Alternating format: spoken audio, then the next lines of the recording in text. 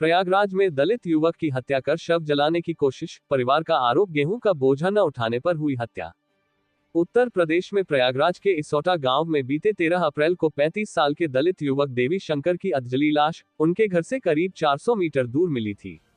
दलित परिवार का आरोप है कि ठाकुर समुदाय के लोगों के खेतों से गेहूं का बोझा ढोने से इनकार करने पर यह हत्या हुई है।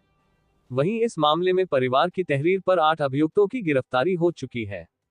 मृतक की 60 साल की मां कलावती के मुताबिक, मेरे बेटे ने दिलीप सिंह के गेहूं के खेत में काम करने से इनकार किया था, इसलिए उसको मार डाला।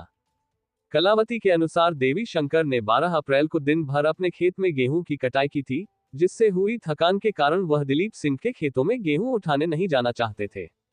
इस मामले में मृतक के बुजुर्ग पिता अशोक कुमार की तहरीर पर दिलीप सिंह उर्फ छोटन, अजय सिंह, विनय सिंह, मनोज सिंह, सोनू सिंह उर्फ संजय, शेखर सिंह, मोहित और अन्य अज्ञात लोगों के खिलाफ भारतीय न्याय संहिता की हत्या की धारा सहित दलित एक्ट की धाराओं में मामला दर्ज हुआ है। करछना के सहायक पुलिस अधीक्षक एएसपी वरुण कुमार ने बताया कि जिन लोगों पर आरोप लगाया गया है उनमें मुख्य अभियुक्त दिलीप सिंह उर्फ छोटन सहित 8 अन्य अभियुक्तों को रिमांड पर लेने के बाद जेल भेज दिया गया है। हत्या की वजह पूछे जाने पर एसीपी वरुण कुमार ने बताया, इसौटा गांव की एक महिला मृतक देवी शंकर और मामले के एक अभियुक्त से बात किया करती थी। इसी वजह से दोनों लोगों में मनमुटाव बढ़ गया, जो देवी शंकर की हत्या का कारण बना। गेहूं के खेत में काम करने से इनकार करने पर हुई हत्या की बात पर एसीपी वरुण कुमार ने कहा, ले तो गए थे इसी बहाने से, लेकिन वहां पहले सभी ने शराब पी, उसके बाद महिला को लेकर उनके बीच बहस हुई, इसी के बाद उन लोगों ने देवी शंकर हत्या कर दी। देवी शंकर के परिवार ने महिला के चलते मनमुटाव होने की किसी बात से इनकार किया है। क्या उनके बीच कोई पुरानी रंजिश थी? इस सवाल पर देवी शंकर के पिता अशोक कुमार कहते हैं, हमारी कभी ऐसी कोई रंजिश तो नहीं थी। हम ठाकुरों के खेतों में काम करते थे, जिससे 2 पैसे की आमदनी होती थी।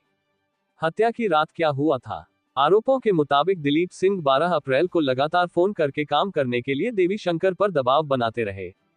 कलावती कहती हैं, रात को 9 बजे देवी शंकर जब अपने घर में खाना खाने बैठे तभी दिलीप सिंह ने कॉल करते हुए जोर दिया कि खेत पर ही आ जाओ, यहाँ तुम सभी के लिए भोजन का इंतजाम है। कलावती आगे कहती हैं, दिलीप सिंह इतना बुला रहे हैं तो मैं खेतों पर ही खाना खाऊंगा और उनका काम करके घर वापस आ जाऊंगा, ये कहकर देवी शंकर खेतों की तरफ चले गए।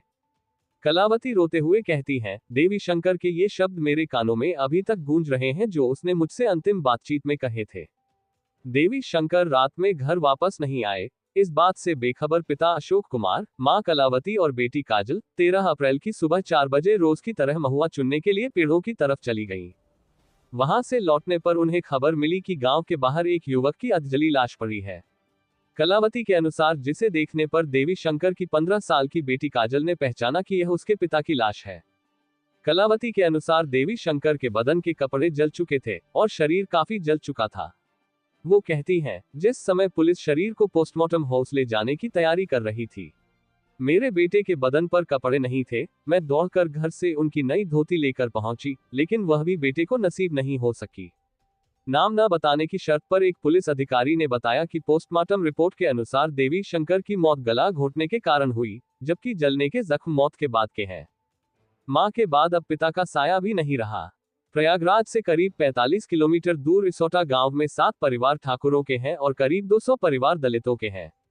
हत्या के बाद इन 7 परिवारों के घरों में ताला लगा हुआ है और अभियुक्तों के परिवार फरार हैं।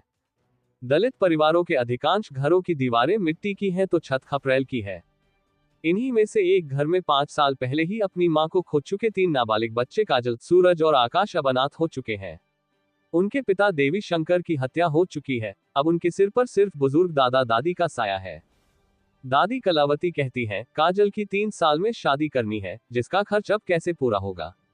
पति के आंखों की रोशनी कम होने के बाद घर में कमाने वाला सिर्फ मेरा बेटा था, जो मजदूरी करके 2 पैसे कमाता था। कलावती कहती हैं, बेटे के जाने के बाद कोई मुझे कर्ज भी नहीं देगा। सभी जानते हैं कि मेरे घर में अब कमाने वाला कोई है ही नहीं। वो राज्य सरकार से मदद की गुहार लगाते हुए कहती हैं, मेरे अनाथ पोते पोती के लिए सरकार कुछ देगी या नहीं? नहीं देगी तब क्या मेरे इन बच्चों को भीख मांग कर पेट भरना पड़ेगा? इन्हें भी तो शिक्षित होकर बेहतर जीवन जीने का अधिकार है। बेटे की मौत से गहरे सदमे में अशोक कुमार कहते हैं, बच्चों के पालन पोषण के लिए मुआवजा तो मिलना चाहिए, वरना हम कैसे इन बच्चों की परवरिश करेंगे। परिवार को मुआवजे के सवाल पर स्थानीय एसडीएम तपन मिश्रा कहते हैं, पीड़ित परिवार के लिए आवासीय पट्टा देने के अलावा आर्थिक सहायता देने की पहल की जा रही है। एसडीएम के मुताबिक देवी शंकर के परिवार को पारिवारिक सहायता योजना के तहत 45,000 रुपये की सहायता दी जाएगी। वहीं उनके बुजुर्ग माता पिता को वृद्धावस्था पेंशन दी जाएगी और आवास आवंटन और कृषि के लिए भी जमीन दी जाएगी। आवास और खेती के लिए कितनी जमीन दी जाएगी, इस सवाल पर वो कहते हैं, कृषि के लिए जमीन ग्राम सभा से उपलब्ध जमीन के आधार पर दी जाएगी, जो अभी तय नहीं है, जबकि आवास के लिए 200 वर्ग मीटर जमीन दी जाती है।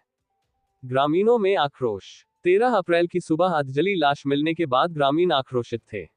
उन्होंने न सिर्फ हत्या के अभियुक्तों के घर पर तोड़फोड़ की, बल्कि पोस्टमार्टम के लिए पुलिस को 2 घंटे तक लाश भी नहीं उठाने दी। ग्रामीणों की मांग थी कि पहले मुआवजे का ऐलान और सभी अभियुक्तों की गिरफ्तारी हो, उसके बाद ही पोस्टमार्टम हो। पिता अशोक कुमार कहते हैं, 13 अप्रैल की रात ही पुलिस ने देवी शंकर का अंतिम संस्कार जबरन करवा दिया, जबकि हम अंतिम संस्कार रात की जगह 14 अप्रैल की सुबह करना चाहते थे। हत्यारों के खिलाफ पुलिस क्या कार्रवाई कर रही है? इस सवाल पर एसीपी वरुण कुमार कहते हैं, चूंकि मृतक दलित समाज से हैं, इसलिए अभियुक्तों के विरुद्ध हत्या के अलावा दलित एक्ट के तहत मुकदमा दर्ज किया गया है। पुलिस कार्रवाई पर देवी शंकर के पिता अशोक कुमार कहते हैं, नहीं, मैं संतुष्ट नहीं हूं। दिलीप सिंह को फांसी होनी चाहिए, उनके घरों पर भी बुलडोजर चलने चाहिए। दलितों के खिलाफ अपराध के मामले। उत्तर प्रदेश में दलितों के अधिकार के लिए काम करने वाले रिटायर आईपीएस अधिकारी एसआर दारापुरी का दावा है कि राज्य में दलितों पर अत्याचार की घटनाएं बढ़ी हैं। वे कहते हैं, साल भर की घटनाओं, जैसे बारात में घोड़ी पर न चढ़ने देना, डीजे न बजाने देना आदि पर नजर डाली जाए तो दलितों के साथ हिंसा भी बढ़ी है, क्योंकि भाजपा के शासन में सवर्ण जाति का मनोबल बढ़ा है। उनको लगता है कि हम कुछ भी करेंगे, हमारे ऊपर वैसी कार्रवाई नहीं होगी जैसी दूसरों पर होती है। एनसीआरबी के आंकड़ों का जिक्र करते हुए वो कहते हैं, साल 2022 तक के आंकड़ों के अनुसार दलितों पर उत्पीड़न के मामले बढ़े थे और उसके बाद आंकड़े आने बंद हो गए। लेकिन अखबार की खबरें बता रही हैं कि दलितों के साथ उत्पीड़न का मामला बढ़ा है। प्रयागराज की मौजूदा घटना से दलित कितने आक्रोशित हैं? इस सवाल पर दारापुरी कहते हैं, अत्याचार हो रहा है तो दलितों में आक्रोश भी बढ़ भी रहा है, लेकिन दलित हिंसक होकर जवाब नहीं देते, वो अपने तरीके से प्रतिक्रिया दे रहे हैं। इलाहाबाद विश्वविद्यालय में इतिहास विभाग के प्रोफेसर विक्रम हरिजन कहते हैं, दलित समाज प्रयागराज की घटना से आक्रोशित है, लेकिन वे शांतिपूर्ण धरना देने या ज्ञापन देने जैसे संवैधानिक तरीके को अपनाते हैं। इसका एक कारण ये भी हो सकता है कि दलित आर्थिक रूप से कमजोर हैं, तो राजनीतिक रूप से बदहाल भी हैं। ऐसे में वो सवर्णों के खिलाफ कोई बड़ा जवाबी आंदोलन नहीं कर पाते हैं। हालांकि प्रयागराज की घटना से स्थानीय स्तर पर राजनीति भी हो रही है। विपक्ष इस घटना को लेकर बीजेपी के शासन पर आरोप लगा रहा है। प्रयागराज के वरिष्ठ पत्रकार अमित शरण कहते हैं, पीड़ित परिवार से मिलने सोमवार को कांग्रेस के प्रदेश अध्यक्ष गए थे। मंगलवार को बीएसपी के प्रदेश अध्यक्ष भी इसोटा गांव पहुंचे। अखिलेश यादव और चंद्रशेखर ने भी सोशल मीडिया के माध्यम से अपनी प्रतिक्रिया दी है। हालांकि अमित शरण मानते हैं कि जिस तरह से पुलिस ने व्यक्तिगत दुश्मनी का एंगल बताया है, उससे यह मामला राजनीतिक मुद्दा शायद नहीं बन पाएगा।